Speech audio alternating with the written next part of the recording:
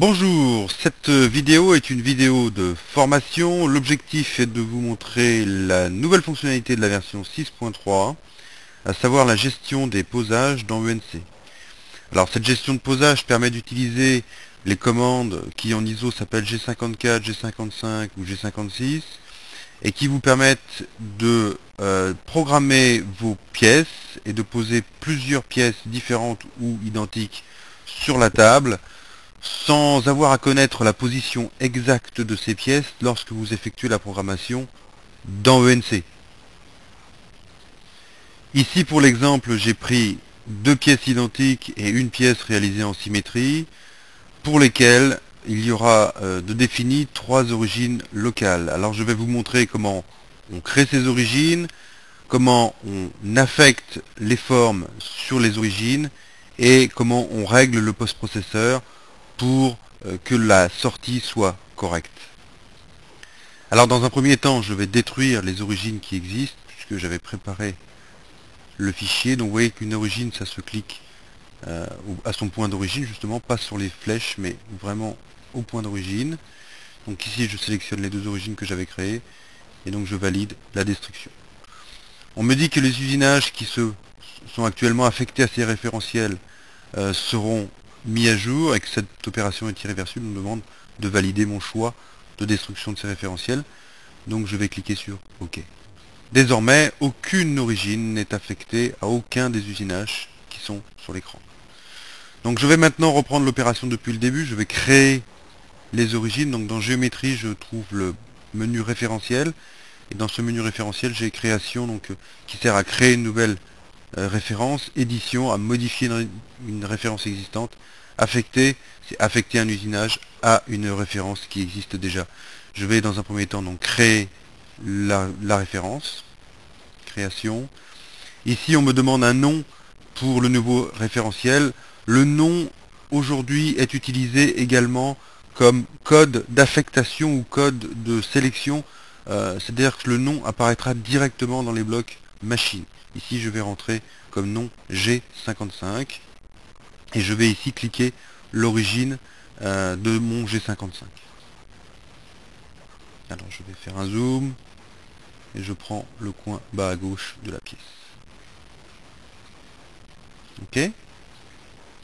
Alors j'ai effectivement créé cette origine. Maintenant il me faut affecter les formes qui se trouvent dans cette zone à cette origine.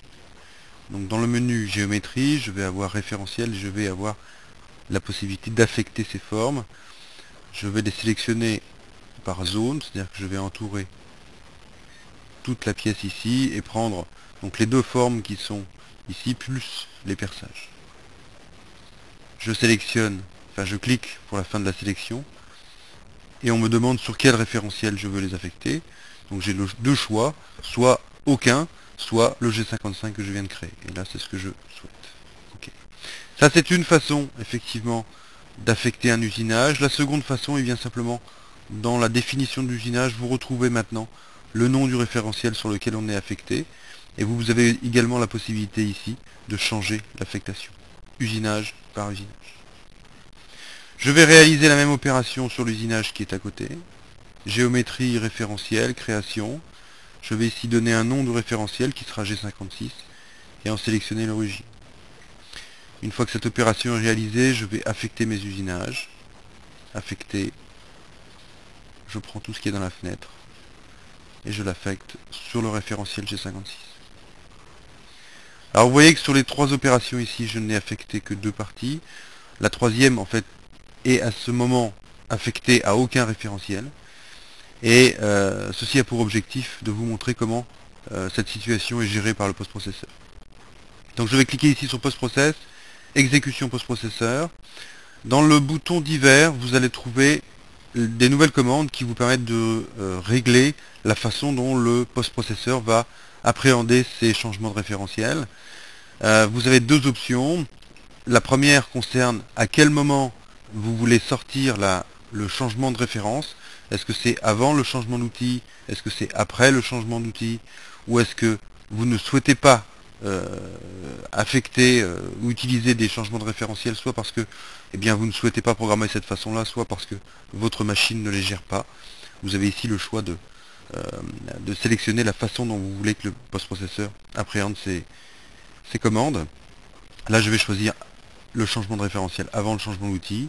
Et puis également, je donne une commande à activer lorsque un usinage se présente au traitement post-processeur, mais qu'il ne se trouve sur aucune origine particulière. Ici, je vais simplement rentrer d'activer le G54 lorsque aucune origine particulière n'est affectée à un usinage. Ok, je vais ici donc post-processer mon programme. Donc et voir que lorsqu'il n'y a pas d'origine, G54 est activé. Et lorsqu'une origine particulière est prise en compte, eh bien c'est le G55 ou le G56 ou en fait le nom du référentiel qui sort au niveau du post-processeur, ici avant le changement d'outil. Et ensuite, toutes les cotes qui suivent ne sont pas données par rapport à l'origine du programme, mais par rapport à l'origine de mon G55 sur mon écran. Voilà, j'espère que cette vidéo vous aura aidé à comprendre comment dans ONC on crée des référentiels, on affecte des formes sur ces référentiels et comment on les gère au niveau du post-processeur. À bientôt!